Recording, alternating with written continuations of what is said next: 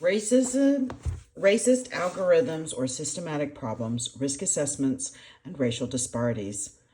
Gina M. Vincent and Jodi L Viljoen. As recent and historical events attest, racial and ethnic disparities are widely ingrained into the justice system. Recently, scholars and policymakers have raised concern that risk assessment instruments may exacerbate these disparities. While it is critical that risk instruments be scrutinized for racial bias, some concerns, though well-meaning, have gone beyond the evidence. This article explains what it means for an instrument to be biased and why instruments should not all be painted with the same brush. Some will be more susceptible to bias than others. If some groups get apprehended more, these groups will score higher on non-biased, well-validated instruments derived to maximize prediction of recidivism because of mathematics. Thus, risk instruments shine a light on long-standing systematic problems of racial disparities. The article concludes with suggestions for research and for minimizing disparities by ensuring that systems use risk assessments to avoid unnecessary incarceration while allowing for structural discretion.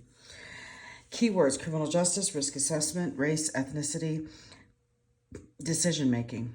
Risk assessment instruments are often used by personal injustice settings to inform decisions at various points in the legal process in which risk to public safety is relevant. National data indicate most U.S. justice systems use a parietal risk assessment instrument to make determinations about risk community safety. The value of risk instruments generally is that they are more accurate and reliable in their estimates of one's likelihood of reoffending than unstructured hunches. Moreover, there is a meta and analytic evidence that when properly implemented and paired with evidence-based practice, risk instruments can reduce incarceration without an increased threat to public safety. However, risk instruments recently have been subject to substantial concerns.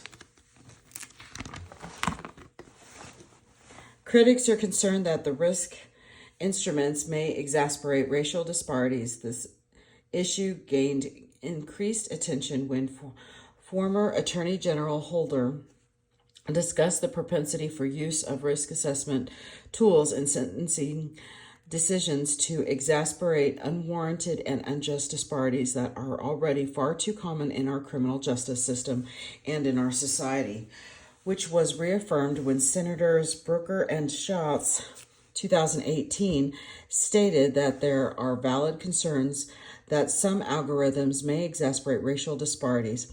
This statement is partially in reaction to a recent study of the COMPAS, and writings suggesting risk instruments sentencing people based on poverty and send a noxious, expressive message. Today, there is an entire website displaying pretrial risk assessment tools referred to as RATs as a method to inflate racial biases while masquerading as science.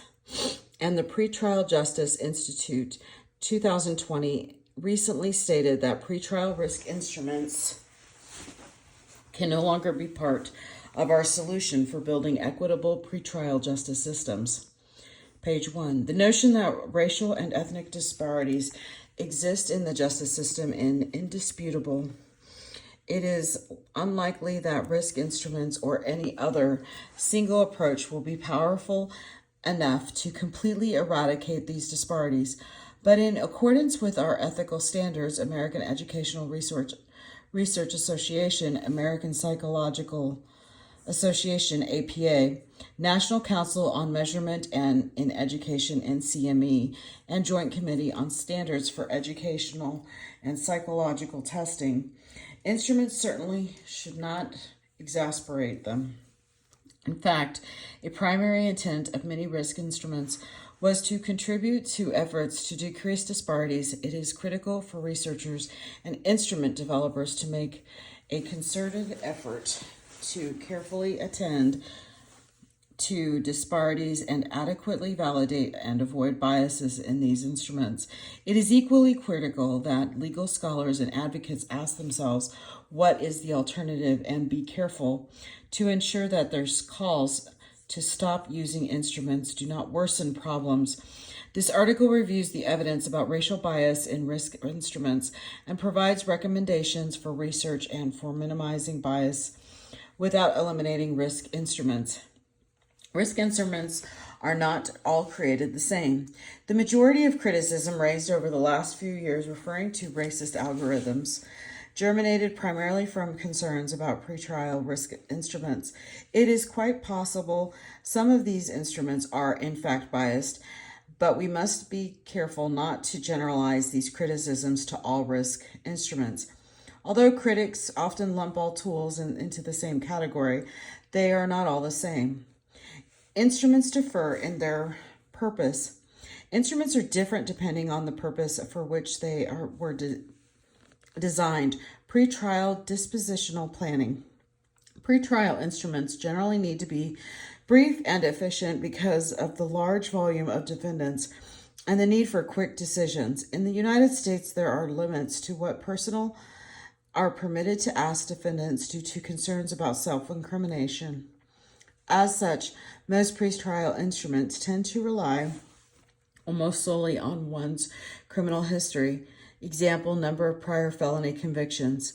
As a consequence of not having access to interview defendants, scholars have raised concerns that these criminal history items are a proxy for race. Instruments differ in the way risk level is determined. Not all risk instruments use an algorithm or score to determine one's level of risk. There are two primary frameworks used to determine risk level that have equivalent predictive accuracy: actuarial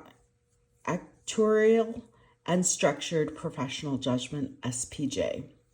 Actuarial decision making means the determination of one's risk level is formulated based on non-discretionary algorithm generated by ratings on a fixed set of risk factors. Risk level classifications are generated by identifying the optimal cut scores to differentiate who is more or less likely to recidivate. SBJ instruments do not use algorithms, but instead permit some discretion by combining structure with professional judgment. Trained professionals, example, probation officers, weigh the relevance of ratings on validated risk factors to the outcome in question, example, rearrest violence for particular individual, and make an individualized determination of whether the individual is low, moderate, or high risk. Instruments differ in the types of items included and methods of construction. Short actuarial risk instruments, like pretrial instruments, focus primarily on static items, like criminal history. These are in sharp contrast to the plethora of instruments that include both static and dynamic risk factors, i.e. antisocial associates, aggressive tendencies. These instruments, which includes all SBJ and static dynamic actuarial instruments, require practitioners, example, probation officers, to interview individuals and gather collateral information.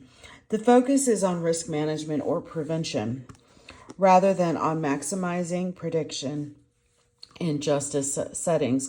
Instruments that contain both static and dynamic items have become known as risk and needs assessments instruments. In forensic settings, we simply refer to them as risk assessment instruments because there is widespread recognition that dynamic risk factors are just as, if not more, important as historical factors in predicting reoffending. Eisenberg et al. 2019. The more information we have about an individual, the more accurate we are at determining the risk. M.A. Campbell, ETL 2009. Some instruments are created actuarially, meaning that researchers examine a particular sample of people and conduct analysis or use machine learning systems or algorithms that detect patterns in large data sets to develop prediction models for occurrences of high uncertainty. To determine which risk factors predict official recidivism with that sample, most dynamic instruments were created by selecting risk factors validated in multiple studies to be associated with both official records and self-reported illegal activity across multiple jurisdictions. This is critical distinction. Self-reported violence in offending has significantly less racial disparity than criminal records. Lober ETL 2015. Indeed, studies have found no significant differences between black and white youth on items of an SBJ instrument that counts prior illegal acts and conducts as opposed to only what is one's official record. What does it mean for an instrument to be racially biased? There has been considerable disagreement and perhaps even some misunderstanding regarding what can constitute racial bias in an instrument. An instrument is not necessarily racially biased if one group, example, people of color, simply score higher on average than another group, white people. There are ethical standards in the psychology and education fields, but not yet in criminology, regarding how to validate our instruments. ERA, APA, and CME, and Joint Committee on Standards for Educational and Psychological Testing, U.S. 2014. These standards state that test bias, example, racial bias, is present when scores function differently for different groups of people. For example, men score higher on risk assessment than women on average. Does that mean all risk instruments are biased against men? Not necessarily, because men also engage in more crime than women. On average, men have more risk factors. Thus, men's higher scores simply reflect true differences in reoffending, and the risk instrument is doing its job. Researchers have tested questions of racial bias and fairness within 3 areas: test bias and predictive accuracy. A scheme in Lowenkamp 2016 explained risk assessment scores should statistically relate to the outcome the instrument was designed to detect and should do so in the same way regardless of group membership.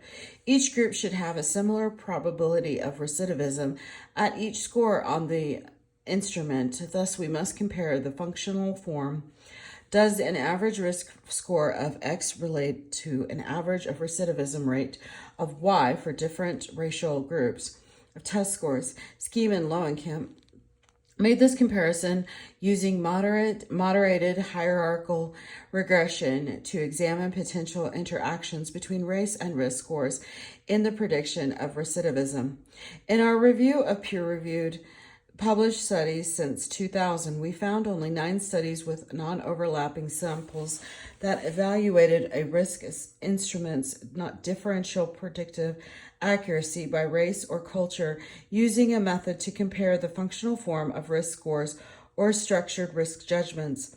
8 tested actuarial instruments, only one of which was a pretrial risk instrument, and 3 tested SBJ instruments.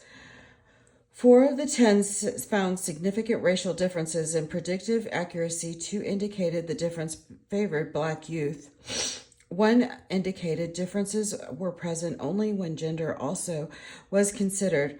1 found overprediction for Hispanic adults, and 1 found overprediction for Black youth, which appeared to be a result of the criminal history items. Instrument studies test bias on the structured risk judgments. Error false positive rates. Other studies have defined bias as difference in errors, classification, or false positive rates, meaning a risk instrument may falsely classify one group as high risk at a higher rate than another group, which could easily result in unfair, harsher treatment of the group with more misclassifications. This approach was taken by a few non-peer-reviewed studies that reported a bias against Black adults. Both were discredited, and a few peer-reviewed studies since 2000, which found differences in false positive rates were small to non-significant or favored the particular group of color, meaning more individuals who were not categorized as high-risk recidivated, with one exception. Cohen and Lowenkamp argued that evaluating and maximizing predictive accuracy is of paramount importance over evaluating error classification within justice settings due to the great need to optimally assess likelihood of danger to the community. They explained it is impossible to improve an instrument's error classifications without also decreasing predictive accuracy, except in circumstances where prediction is either perfect or the recidivism base rates between groups are equal. Scheme and Lowenkamp rigorously demonstrated this in the context of a risk instrument using multiple algorithms, concluding, like other scientists, Chaldakova, that is impossible to satisfy both fairness in predictive accuracy and in error classification at the same time. Disparate impact.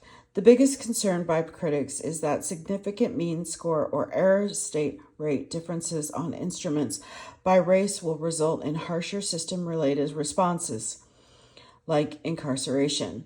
Because many studies have found such differences on risk instruments, this concern warrants considerable attention for score-related differences to have an impact on decisions.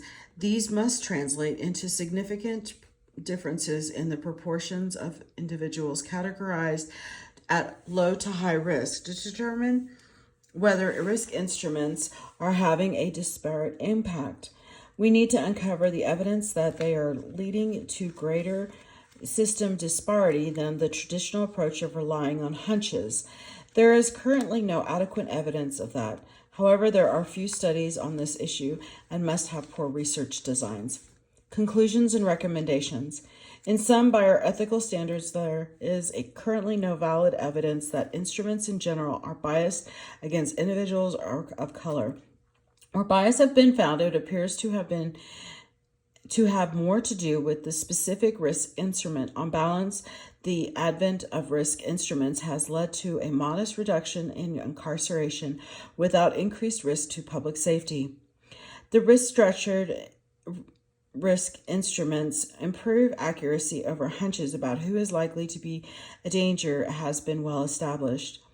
Moreover, risk assessments by judges and personnel still occur in the absence of actual instruments, and justice personnel are not immune to biases when they are not using instruments. Judgments by personnel at different points in the system, which are generally guided by offense severity, have led to considerable racial disparities in the United States. Thus, reverting to professionals relying on their intuition is unlikely to fare better than using instruments.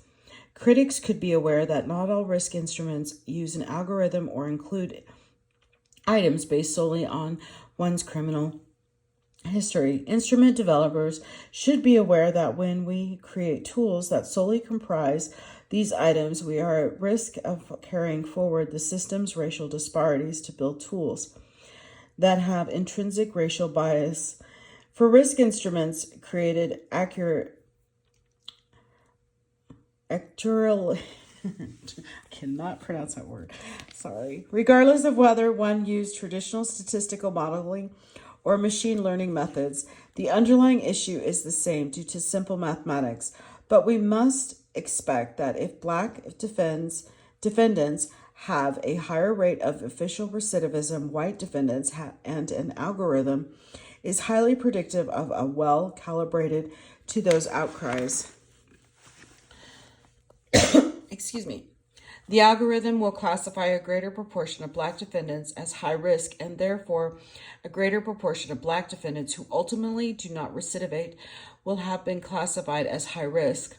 In short, We are confounding the question of who is likely to engage in illegally and potentially harmful conduct with who is likely to get apprehended, and we are shining a light on the long-standing problem, systematic injustices.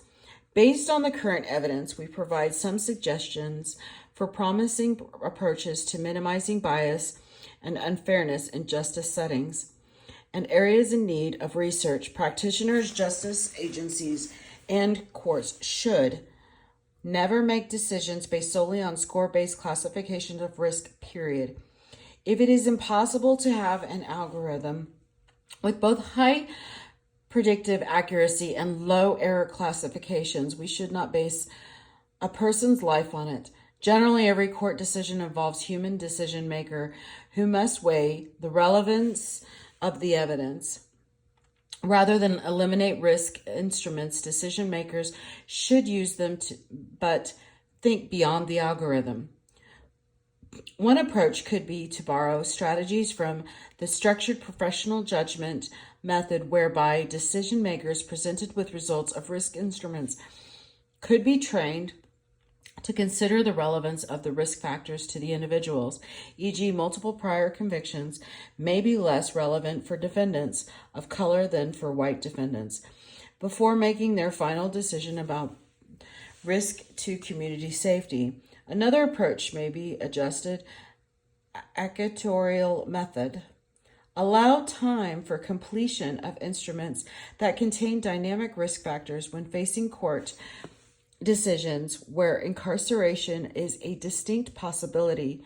These instruments can guide more meaningful strategies for mitigating risk and avoiding unnecessary incarceration.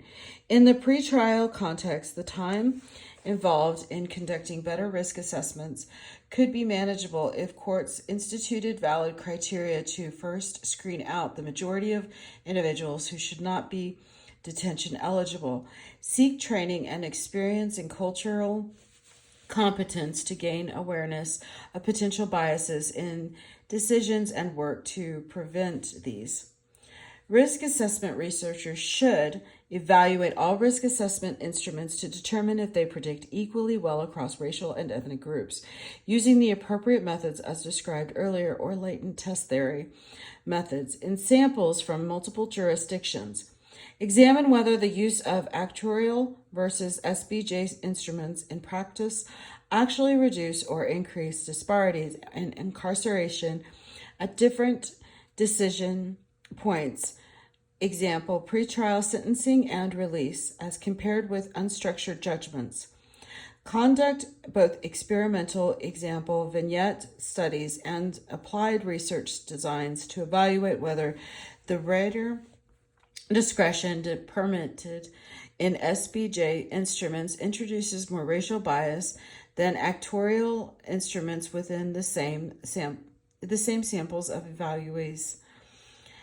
Examine whether contextual or individual factors affect the likelihood of bias in rater discretion, such as whether the race, ethnicity of the evaluator matches the evaluee, whether it is a high-stakes case, and so on.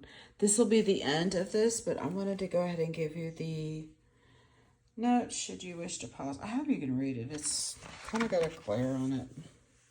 So, and I'm sorry about that, but that's just the way the thing is. Thank you.